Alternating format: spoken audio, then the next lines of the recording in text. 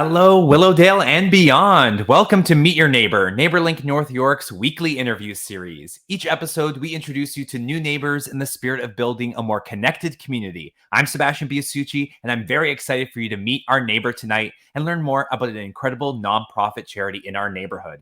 Our guest, David Slonim, is the mentor coordinator at Community Head Injury Resource Services, or CHIRS. Located near Yonge and FInch, CHIRS is the first community-based brain injury rehabilitation program in North America. It's evolved into a multi-service agency that provides a broad range of support to a clientele with diverse and complex needs.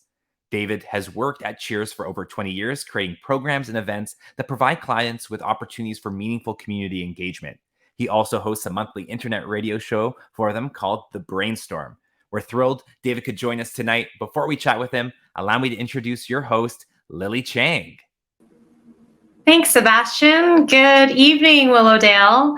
It's hard to believe that we have just celebrated Easter. It's supposed to be spring, but if you look out your window right now, chances are you might think it's almost Christmas. So hopefully you have a mug of some hot chocolate with you, and we're going to dive into meeting a very special neighbor in our community. You might have driven, actually, I'm pretty sure if you live in Willowdale, you have driven by this building near Yonge and FInch on Finch, and probably never even thought what is happening in that building. And from what I can tell, there are many miracles of people being supported, people going through some challenges, but finding community and support, all because of the Community Head Injury Resource Services of Toronto. So we're really excited to find out more about this neighbor. Let's give a warm spring welcome to David Slonim. Hi, Dave. How are you? Very good, Lily. How you doing? I'm good. Are you going to go shovel the snow in a little I bit? don't know. It's amazing that I had a neighbor of mine said, "Don't worry." We were like, "Oh my gosh, it's snowing," and my neighbor's, "Don't worry, it'll melt away." And I looked out there, and it's there, like it's hanging around. It does not want to let winter give away. So yeah, maybe I'll shovel. Or my kids are getting older. Maybe I'll get them to shovel.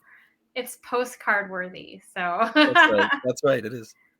So, Dave, how long have you been working for CHIRS? Well, Lily, I just celebrated my 20th anniversary there. So the answer is 20 years. And has it been located near Yonge and FInch this entire time?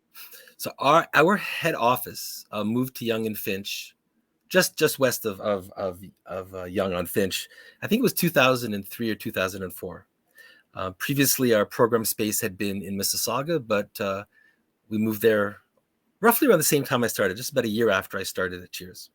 So we could call you an honorary Willowdaler because you're here in our community all the time, and you are also giving back.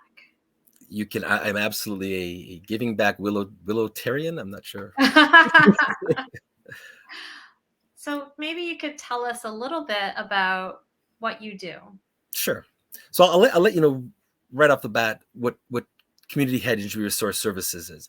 And our acronym is CHIRS, CHIRS. And that's kind of what I'll refer to because it's kind of a tongue twister to go the long way. And CHIRS supports adults that have what we call moderate to severe brain injuries. So most of our clientele, most of the guys that we support are people that were in comas, that really had some, a lot of car accidents, some strokes, that left them sort of having to pick up the pieces after a really traumatic event.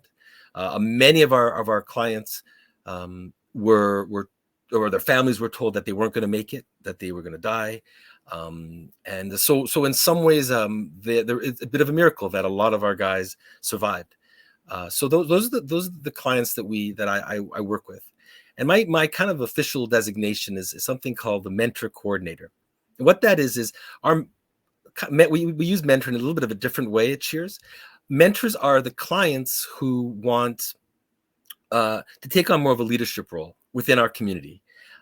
So they run their own programs. We have a staff team that runs programs, but we also have our mentors who run programs and things like bingo or karaoke in our program, in our club space. And they also sort of make lunches and they they do outings. They're sort of taking a leadership role within our community.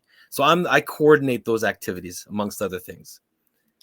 I have heard that a lot of the vegetables from Parkview Garden last summer ended up in your kitchen, and you were able to cook with whatever they sent your way. Absolutely. Yeah, we are Vivian, and there are a lot of really special people that have provided us with food, and it's really cool. We recently we got funding to get a garden on our rooftop. So we have a rooftop garden, and the dream there is to make the food, and then use the food we make that we grow to make meals. Yeah, it's really cool initiative. So, someone who has gone through something dramatic and traumatic ends up being referred to your organization. Mhm. What types of support do you guys provide in addition to programming? Great question. I think we have 3 or 4 tiers of support. We have a number of residences. We have a residence when you walk by 62 Finch is where we're located. The top floor is a residence for five clients. We also have a number of other residences that are 24-hour care, that to help people with their daily living. We also have what are called community workers who go out into communities. So maybe people are living on their own, so they'll go into the community and maybe help them clean their apartments, or maybe do their help them with their financial stuff, the banking, or maybe go grocery shopping, or myriad of other things. We also have clinical services, so people that need maybe an OT or a psychiatrist, a psychologist, I should say, or a social worker will come and get that kind of support. And then we also have our programming, which is how we serve the least intensely, but the most amount of people. And that's everything from, computers to cooking to, in the olden days, everything now is Zoom, which is kind of a fascinating story, which I'd love to share with you about the evolution of Zoom. But so those are the ways. So, clinical and programming, and then helping people in their own living spaces. And then we also have residences for people. I imagine that it's quite shocking for people when they realize that, they have to grieve the loss of some capabilities that they previously had. Their family is probably adjusting. I see, from, your website, things I've read, that building community is a big piece of how you journey with your clients. How does that um, help your clients? And, because they probably had pre-existing community, but why is having a common community of others who are sharing the same challenge, how does that make a difference for the people that you serve? Well, I think the number one reality is that we are identified by many things. So let's say for my example, I'm a father and a husband, and I work at CHIRS. So many of our guys, people, because after their accident, lose so much. So I can tell you that we have people that used to be engineers, or people that used to be nurses, and then in the split second, whether it be an accident or some sort of some stroke or something, they lose that. They don't, and many people lose not only that, but they may lose their partners, or they may become distant from their children. They certainly lose friends. So we are sort of a place where people can come and connect with people that have the same shared experiences. So that in that way, it's a great sense of community.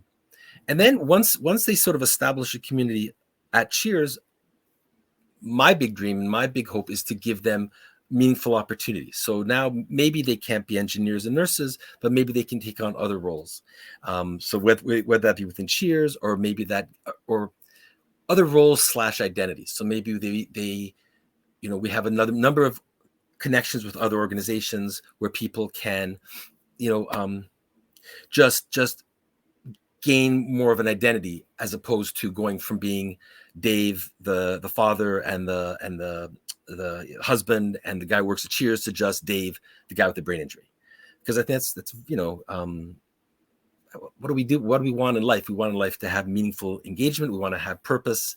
And so Cheers is great because it does give people the opportunity, especially when you're new. Like, if you can imagine, it's jarring. I mean, you come out, and first of all, you come out of the rehab experience. So, and I'm being quite general because every brain injury is different, but you come out of the coma. And then a lot of our guys have to learn how to walk again. They have to learn how to talk, have to learn how to feed themselves. I mean, it's mind blowing, And so they come out of it and they get back to a place where they are functioning at whatever the new reality is. And then it's so good to go somewhere where there's other people who can relate to their stories, So in that sense, we have if you ever come to 62 Finch, if you ever come to Cheers, knock on the door and I'll let you in. I'll show you. We have a clubhouse, and it's a place where people play cards. We have a guy who DJs, and we play music. We serve lunches. We drink a lot of coffee. We play bingo, whatever. And that's a place for you to go where people get it. Because so many of the people that are previously in your life now are like, why is Dave different? And it's hard. It's hard to handle. A lot of people just can't. And I understand that. It's hard. I mean, as hard, it's sometimes, well, I'm not a new dad anymore, but I've been a dad for a long time. But I remember when my kids were born, and I suddenly realized to me how difficult it is as a parent, as a mother. Do you see your kid? And that's the whole goal, right? It's hard because you want your kid to be with you forever, but the goal is to get to a place where they're on their own. And so that's what happens. So we have these people that, are ready to start living, and then they have this accident and they go back to being really dependent, so the people are very resilient in general. People with brain injuries are like so inspiring. And I'll tell you the first day that I worked at Cheers was almost my last day, and I can share that in a little bit, but they're so resilient, and they're okay, but the parents are harder because that's so difficult because it's your child, and now you're watching them struggle. And so, yeah. Do you have support groups for family members? Yeah, we do. We have a great social worker, Diana, I'll name drop, and she has some support groups for families, and it's a lifelong support. It doesn't, that are, and again, I mean, Diana does great work, but she also brings people together that can share in that experience and lean on each other. We have when it comes to like the Cheers community, it's a very tight community of really fueled by families and staff, a lot of staff that have been there a long time, and of course our clients who are really amazing population. We have an amazing group of members. Client is a weird word. Sometimes I don't like it, but I know we struggle with that at Neighbor. Yeah, we're like neighbor, client, patron. I tend to member. I don't know, member or buddy. I don't know, but yeah. I really like what you said, that you're trying to help people forge a new identity that's a contributing member of society in another way. And I feel like that could apply to any of us who are going through a big transition, that we often put our value in a certain title or a certain role that we play. But in life, there's many things that could kind of shake your reality. You could lose a job or a relationship.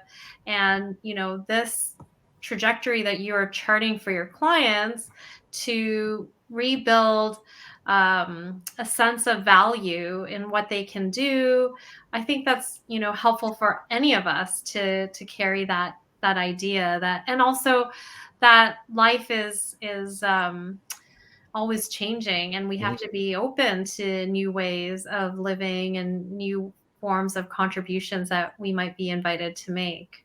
Absolutely.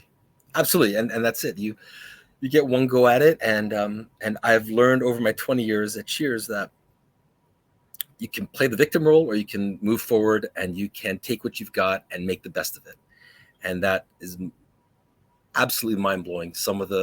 Because it is, at first you still go, you feel so sad, right? Oh my God, this person was a whatever, and then they're not that anymore. And how can they deal with that loss? And then you see that they've picked up the pieces and they've done the best they can.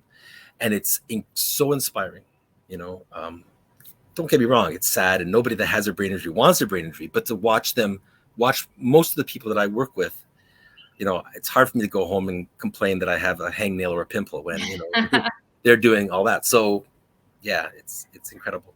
You must need to be an incredible cheerleader in your role, because you're journeying beside people who are maybe hitting limitations that they are not used to, would rather not have there.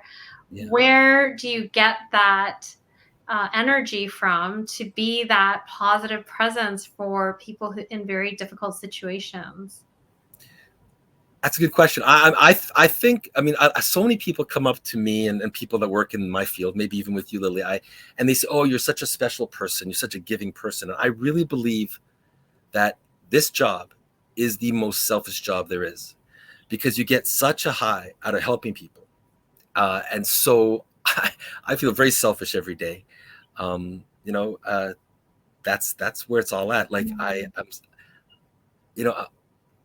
it's, we work in nonprofits, so none of us are going to get rich with money, but we get rich in the feeling in our hearts and feeling like we made small differences. As you get older, you realize you can't make massive, there are very few miracles, but you can make a small difference every day. And you realize, oh, wow, we did something there, and so I don't know where, I think a lot of it comes from the inner mechanics of feeling good about yourself because you've made a difference. And you got to keep yourself, you got to keep your ego in check a bit, but that's a big part of it. And they, it's symbiotic. Like they help me, I help, we work together so much of the time. Yeah. I always say, like, we're not parachuting into someone's life to save them.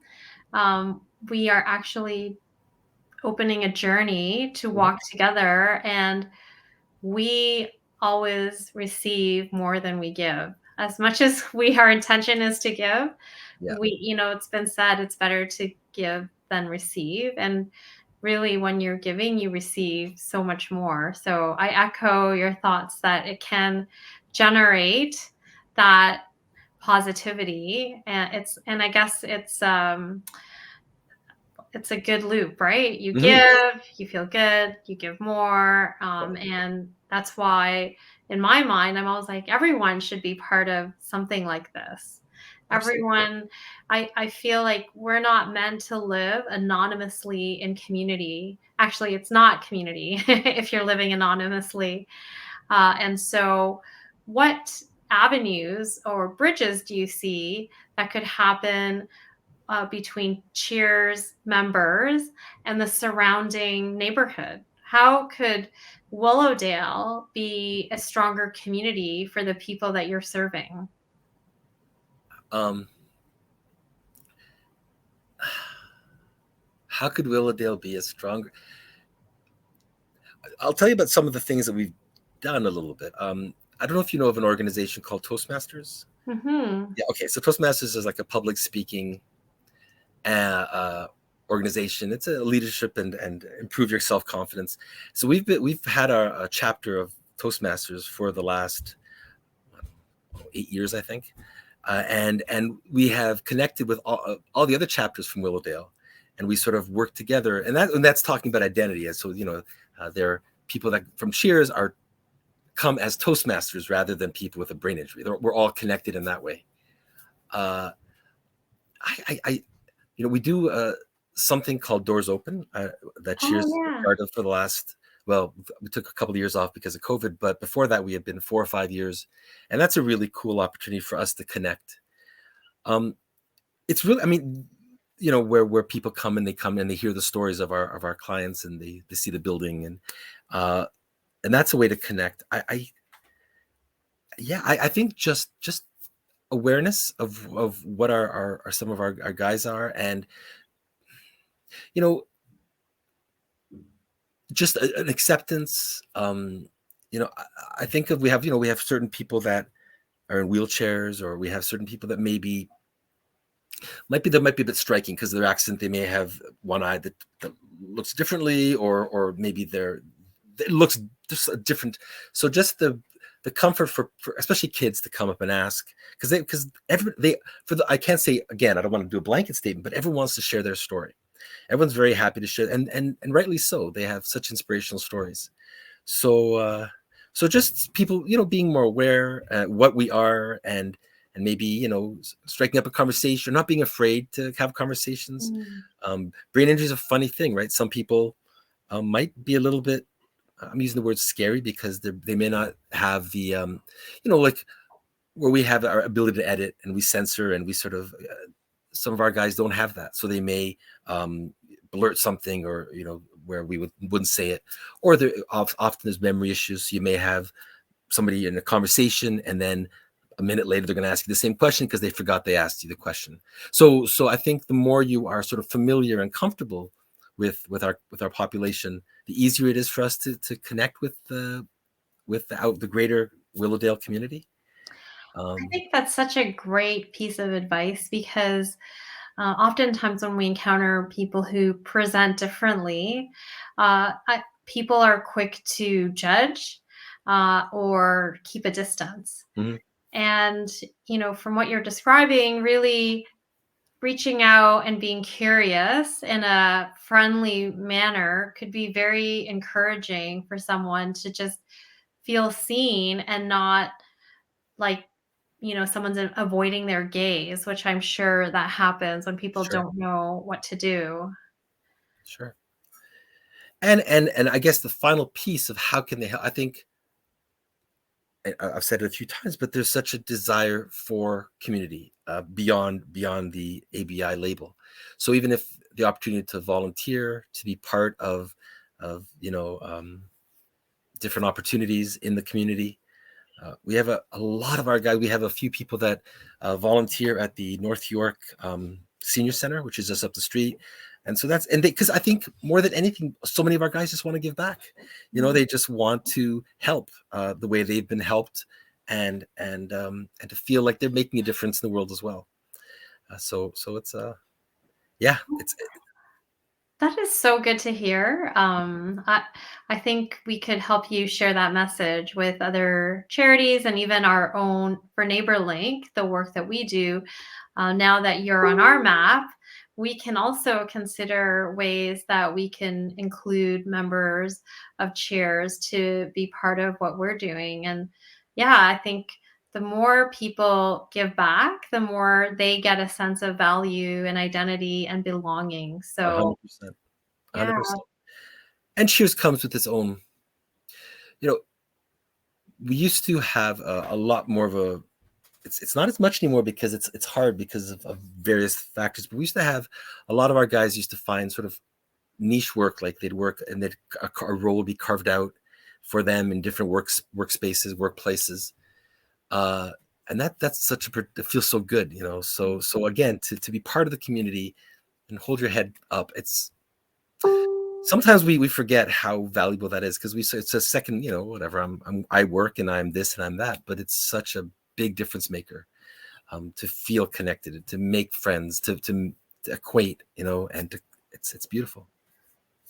I will certainly share that message. I think, I think about, there are, for example, restaurants that employ people with Down syndrome, Mhm. and they can then make a living and contribute. So any model where people who might otherwise not be employed have a chance to do something significant in their community would be very special. And so thank you for sharing that. Yep. Do you have a story of someone that you're allowed to share that could give us an example of, the miracle that can happen when people are well supported on this journey? And I think probably because you see it every day, it Yeah. doesn't register as much that it's miraculous. But if you step back, I'm sure for most of Yeah, I'm lining up the stories. us. Uh, me think. There's one woman a lady who was involved in a car accident, and and she lost a lot, but then she was able to pick up the pieces, and now she's one of our driving forces. She cooks on Thursdays. She's part of the quilting.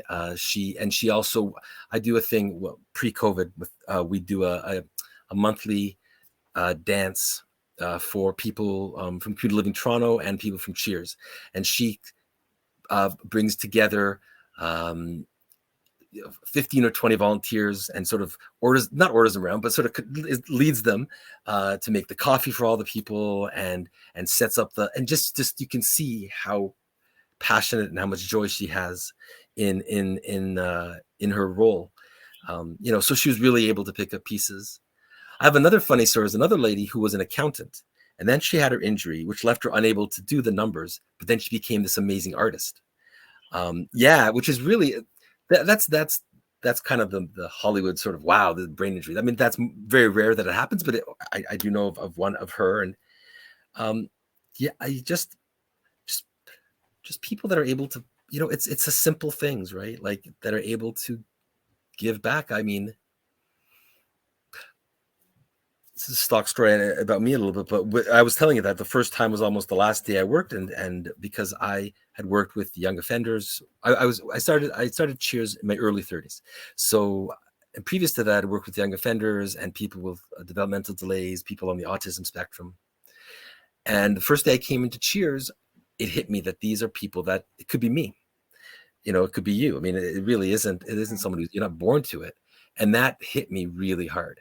And the first day was I only came back a second day because I was scheduled to do an orientation. So I was like, all right, I'll come in. And then I met a particular woman who said, didn't hit me over the head with, don't feel sorry for me. But when I talked to her, I realized, yeah, she couldn't do what she did before, but she's figured out, she still sings. I mean, she said she was in a band before, and now she's singing for herself now. And, she still has life, and she still inspires. And that was, without me talking to her, I wouldn't have gone on my 20-year journey at CHIRS. There's so many stories. This is so beautiful. And I think anyone who hears this will have a different feeling when they drive by 62 Finch, because they will know that there are heroes in the making, and incredible courage that is happening for each person because it's a decision, I guess, for each person to say, I am going to continue living and I'm going to find a way to make this life meaningful with what I still have. Absolutely. That's it. And I think maybe it's not a conscious decision, but I agree with you. I think the people that survive and that wake up and that decide they're going to make a difference are unique. So much so that we sometimes do high school talks, and we talk to the kids in high school or in college. And it strikes me over and over again that the resilience and the steps that our clients did in making their recovery are also very similar to how you succeed in school. Like set small goals, surround yourself with positivity, and just so on and so on. And so, I mean, you're right, and it is mind blowing, because I don't know if I had the same circumstances how I would react. And so many people just say, oh, they just give up, and maybe they, but there's something special. There's something special about our guys, and it transcends. How do you find that sliver of hope in such a, just a tornado of crap? That's how, and it's. And again, I don't want it to make it sound like Pollyanna and sugar plums and rainbows and fairy tales, because I think there are hard days every day when you could throw a baton like no problem, or you were the star of your football team, or you could you could get an A in an exam without even studying, and then after that, you can't remember how to read, or you can't throw a baton, or you can't even stand up to throw a football, that comes with sadness and loss and grief. That is there, and I don't think we sugarcoat it, but how people find the way is miraculous, and it's so inspiring.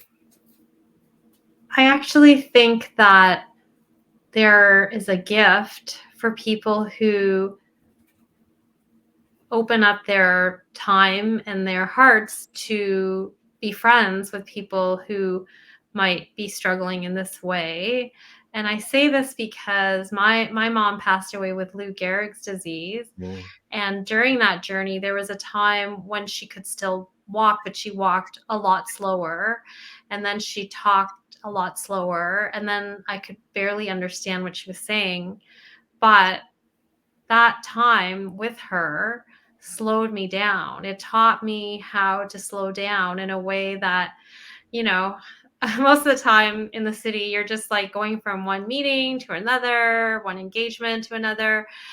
And it forces you to simplify in the moment if you're going to share space with someone who is struggling perhaps to find words or move the things that we take for granted that happen so quickly without thought. But it taught me so much that I still carry now, even after she's passed away.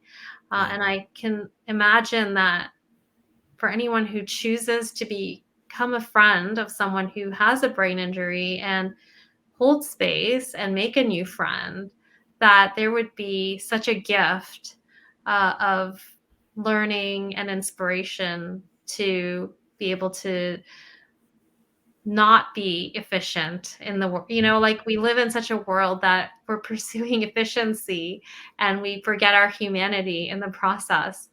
And probably in your seat, you learn and see so much humanity because you are on a different pace to meet your people where they're at. Yeah, that's absolutely well said. Should be the host of the podcast.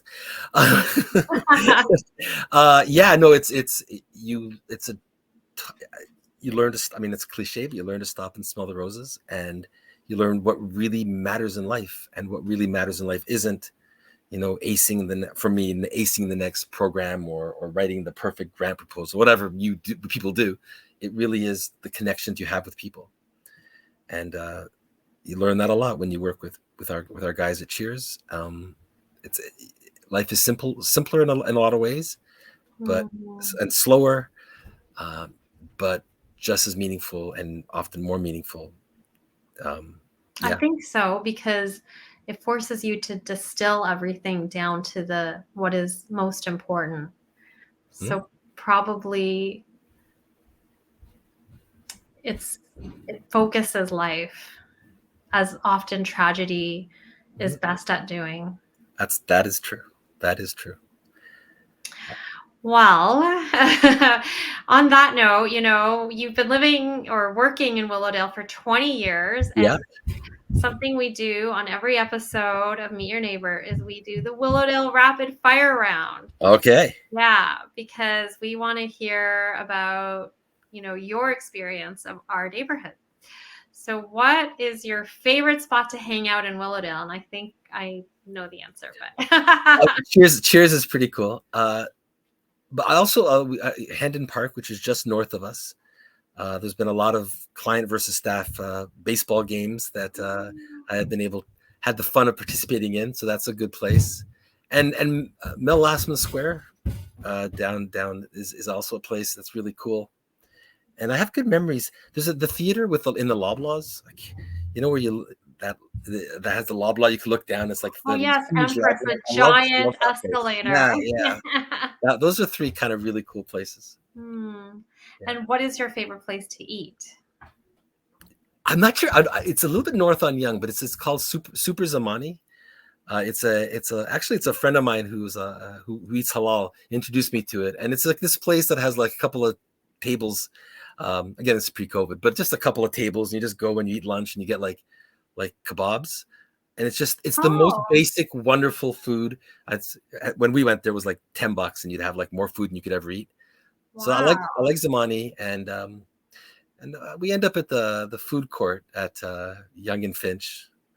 That's a pretty popular food eating place. And maybe some cool, like I've tried, there's some Korean places, some dim sum that yeah. Never a boring lunch to be had. Never a boring lunch. No. What do you think sets Willowdale apart from other neighborhoods? What sets it apart? I mean, I think it's so unique. It's so interesting. It's sort of on the tip of the city. It's a kind of a coming together of a couple of different cultures that banged up against each other, and then you have I think just that the diversity sort of sets it apart, and then you have some pretty important places, the Melasman, and then the Toronto Theatre of. This is called the Toronto Theatre of the Arts. It's called the Meridian Center now. Meridian Center, thank you. So there's some really cool places, some cool architecture, and is there a hidden gem that you care to share with us that you've discovered? A hidden gem. I like walking. I think all of you guys know about it, but just behind, just a little bit north of Finch, there's the sort of that. I guess the electric wires, that whole park thing. I like that area is kind of quiet, and I kind of like walking there sometimes. The hydro corridor. See, there you go. The hydro corridor. That's cool. Yeah, I don't know. It just, you can kind of walk around and get lost a little bit in some of the neighborhoods, which is kind of fun. There is a Happy Bagel. It's kind of cute. She's a Bathurst. Yeah, so there's a few Bathurst and Finch. Yeah. And what is your most memorable Willowdale moment? I imagine it happened at CHIRS. But yeah, it probably happened to CHIRS. What was the most memorable moment at CHIRS?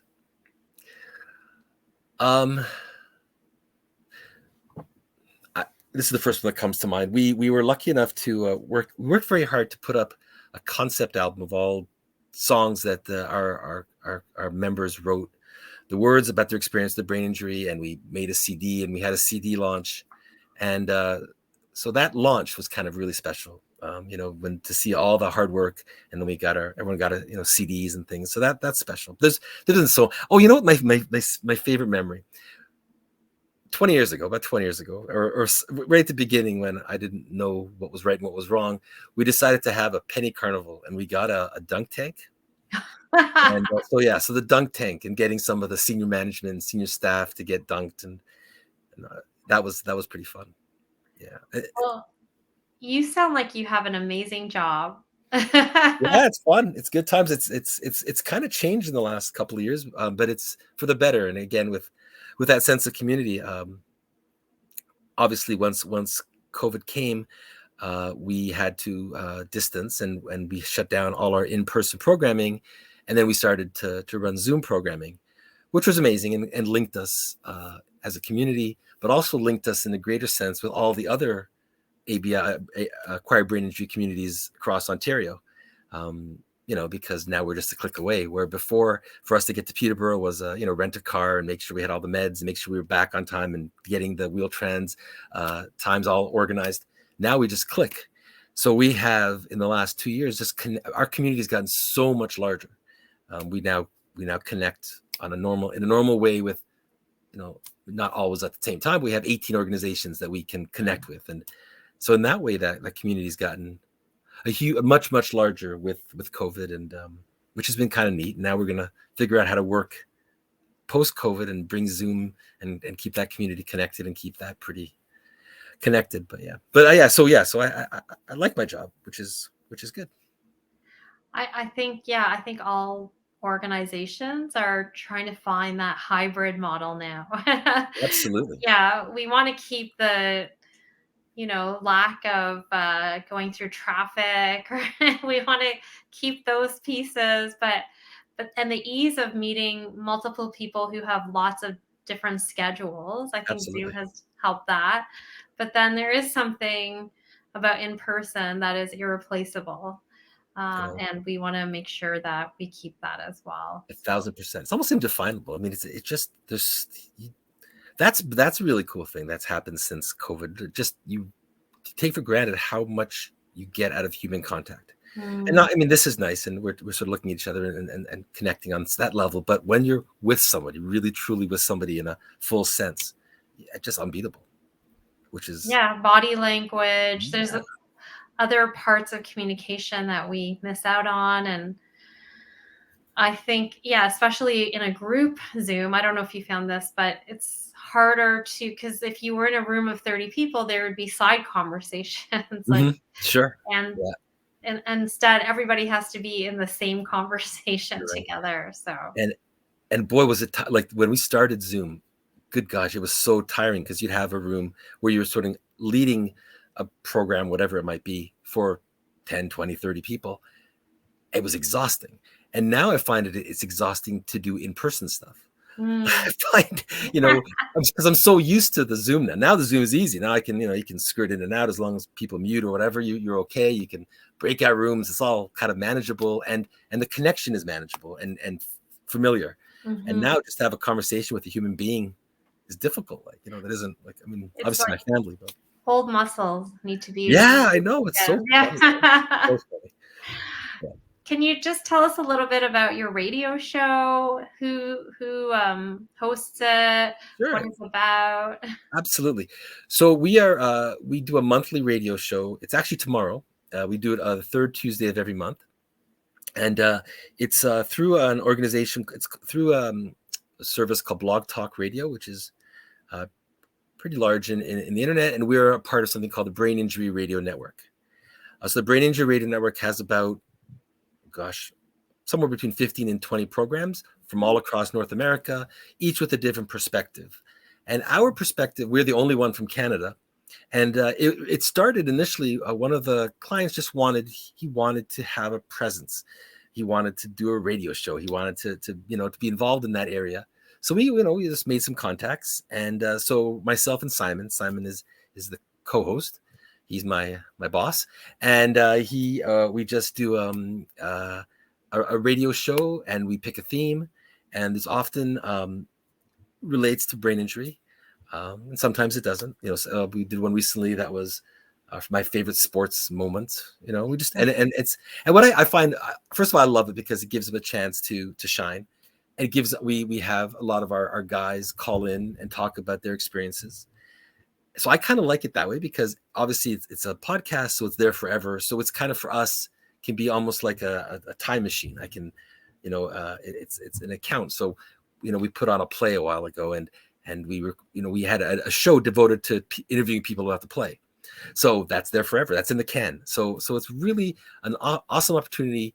Again, a sense of community, right? It's now it's a much larger community where people can call in and talk about their experiences, and we make connections. So yeah, that's that. It's a lot of fun. So you guys did a radio play together? No, sorry. We put on a play. We got a grant to put on a play, and then we put it on. And then the following week we had the radio show. So we got the actors and the director and some of the people that participated in different ways to talk about their experience. So we have it sort of forever, right? So prosperity. Yeah, exactly. A capsule. Absolutely. The stories that have been shared. Yeah, exactly. So that's my favorite part of it, that you just capture, and it gives you that we have some really unique people that CHIRS. So it gives you an opportunity to interview them long form.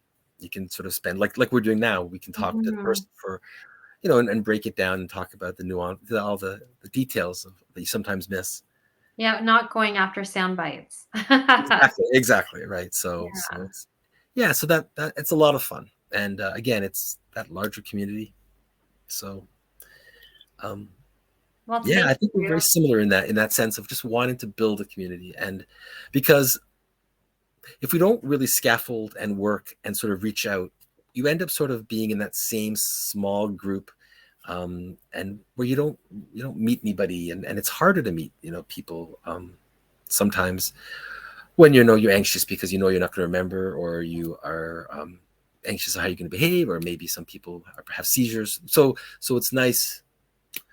We support, right? We support and scaffold. That's, I think, the most important thing that I do, is just to help and build a community. and then they then have the confidence and the space to find their way to shine because there's that support. That's right.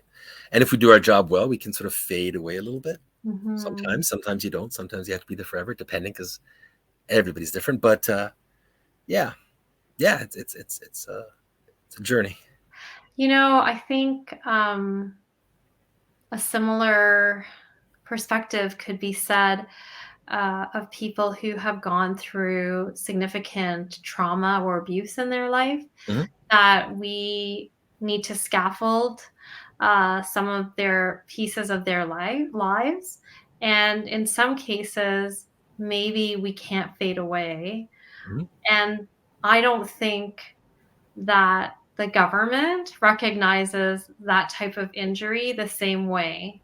Um, so the types of supports that people need because that's kind of some of the people that we walk with, that's their story is a lot of intense trauma in their lives that they carry. And unfortunately, we don't treat mental health or that type of injury.